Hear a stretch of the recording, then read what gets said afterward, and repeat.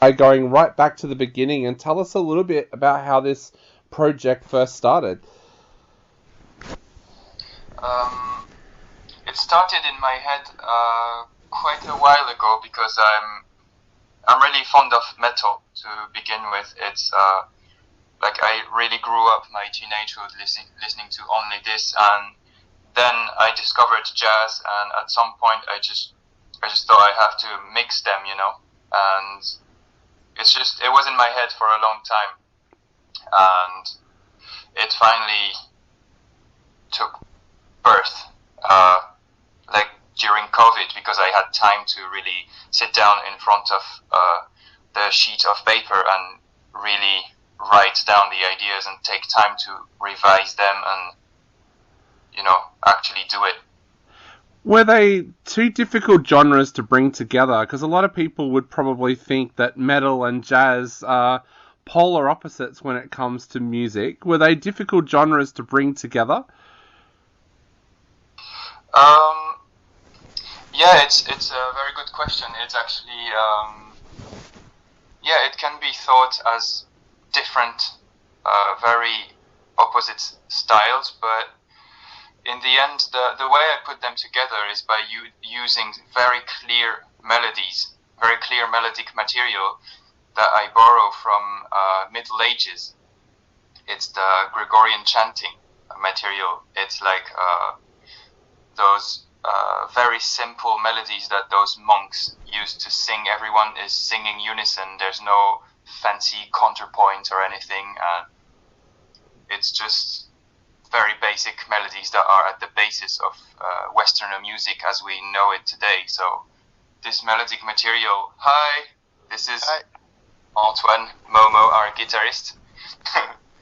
So I was talking about how to merge jazz and metal together. That I used the Gregorian melodies to really make a bridge between those two styles, and it's the cement of the style. It's a bit like, it's very clear. The melodies are so clear, crystal clear, that anything that you do around it, it's just brought together by those ancestral chants. Definitely. And welcome to the program, Momo, as well. I was wondering, Momo, could you tell us a little bit about how you first met Charles and what you thought of this idea of the project when you first became involved?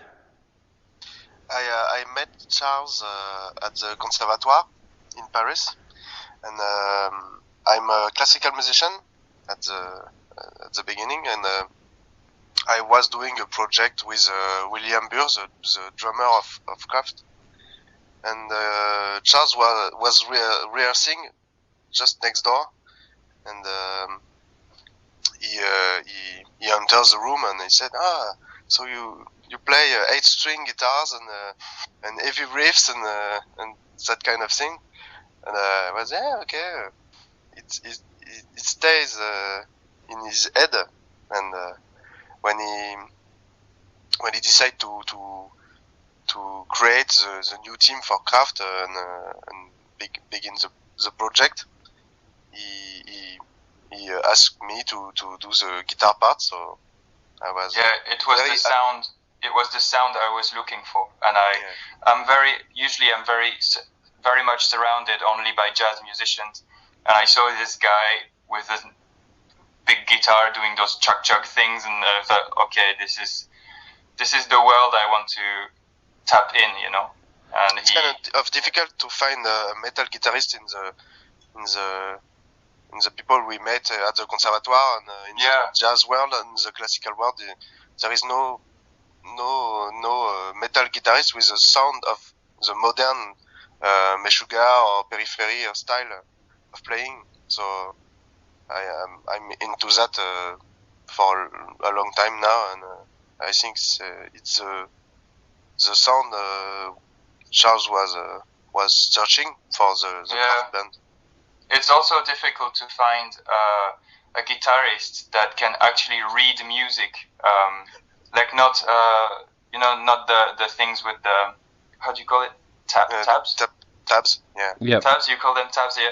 Like, yeah, he actually reads all the notes. I write everything in notes with like classical musicians, even if I'm not one, but I write everything down. I even write the drums parts, and he's able to decipher all this, you know, and he has the big sound and what I'm looking for in terms of sound and in terms of knowledge and approach of music. Yeah. Charles, what inspires you to write music?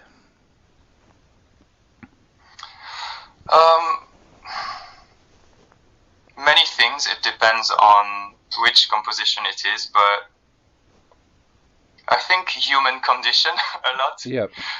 I'm heavily influenced by Gojira. I basically grew up listening to Gojira, especially this Red album, The Link. I don't know if you picture it. Yep. These guys always talk about nature, human condition, how we're like born for one thing, like that kind of thing. This inspires me. What a fuck up situation we made of our condition here on Earth. This is one of the inspiration, but also this sense of epicness that I have when listening to those Middle Ages melody that I talked to you about.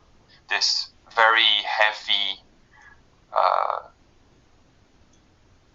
burden. It's like a spirituality is kind of a burden in Westerner culture, you know. Yeah. It's very heavy. The way of death, the way of all the religious celebrations we do is there are so many other cultures in the world where death is even a happy thing. And like in Congo, you have this, you know, there's this meme recently that you have those Congolese guys carrying the crate and dancing around. And it's like we're on the opposite of this. And I think, all the religious material and or our culture has this heaviness, and sometimes it's epic, sometimes it's very dark, and So I'd say those two things. That definitely comes across with the album as well. Momo, Charles mentioned before about how this all came together in a way because of COVID. Tell us a little bit about how difficult it was for you to all get together and write and record during the pandemic. We have the chance we had only 2 months of lockdown. The lockdown. Yep. So Charles write all the music, and the good thing is when we came together for the first time, everything was ready. We just have to rehearse and maybe arrange one or two things, but all the track were ready already. So we didn't have much trouble to make it happen. It was quite quick in the beginning because we all in the first session we recorded Drowning Tree and first single, the first single of the band, and it was about 5 days in, something like that. So it was not really difficult, but I think if the COVID have not comment on dit ça? Happened, it would have been less quick for the beginning of the band, I think, because the first 4 months of work we have only CKRAFT that were working in our life, because all the rest of the gigs and real shows and orchestras, and it was we can't work, so it was only CKRAFT for 2 months, 3 months, and I think it was a good launch for the band. Definitely. Yeah, I basically wrote down everything, and we met for 5 days, and instantly everyone clicked instantly, and we recorded after 5 days of rehearsal. Like the band start existing for 5 days, and we already recorded a Lamb of God cover and the first single, Drowning Tree, that you probably heard on the streaming platforms. Yeah, why I was asking that question was we had 200 days of lockdown here in the first year of the pandemic, so it was kind of a difficult time for anybody to get together and record. Oh yeah, I can imagine. Yeah. So Yeah. So Charles, I guess the question now is where to now for the band? Where do you see the future of the band going? Oh, I have big plans for this band. Stade de France. Yeah, big stage. No. Well, now we recorded the first album, and so the next step is to release it, of course, and this will be the 3rd of June. But meanwhile, we're releasing, that's the right verb. Yep. Releasing a few singles along the way, videos and stuff, and yeah, but the next big step is to release the album, and we have a few concerts around the release in Paris and in Eastern France, where we're originally from. And yeah, the next step is just to have more concerts and slowly start playing in the in France, neighboring countries, and even further. Why not? Even in Australia someday, I hope. We would love that. We have a festival here that's held in an old castle, and I just think your music would be absolutely perfect for that festival. I mean, castle sounds good. Yeah. So, how do you both feel now that the album is about to be released? Are you excited about your music being out there for the world to hear, or are you nervous? excited.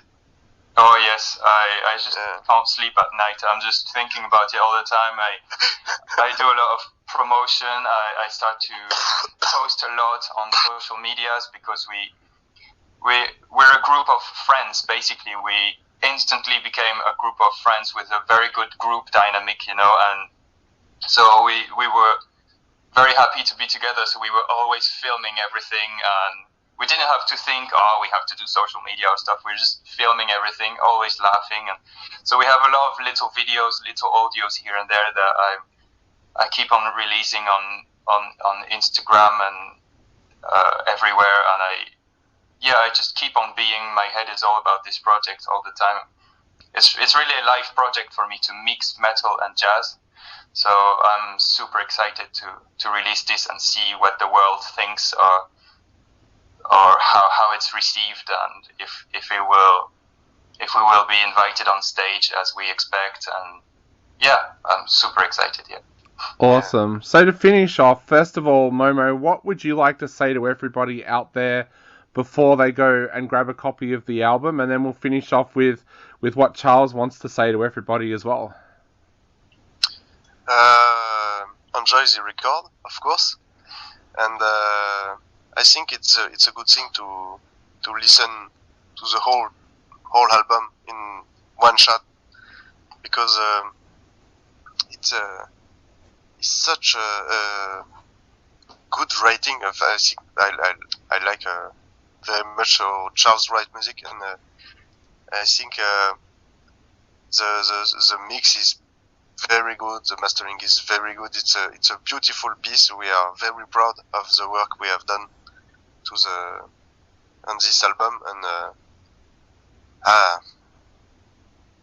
enjoy, really enjoy.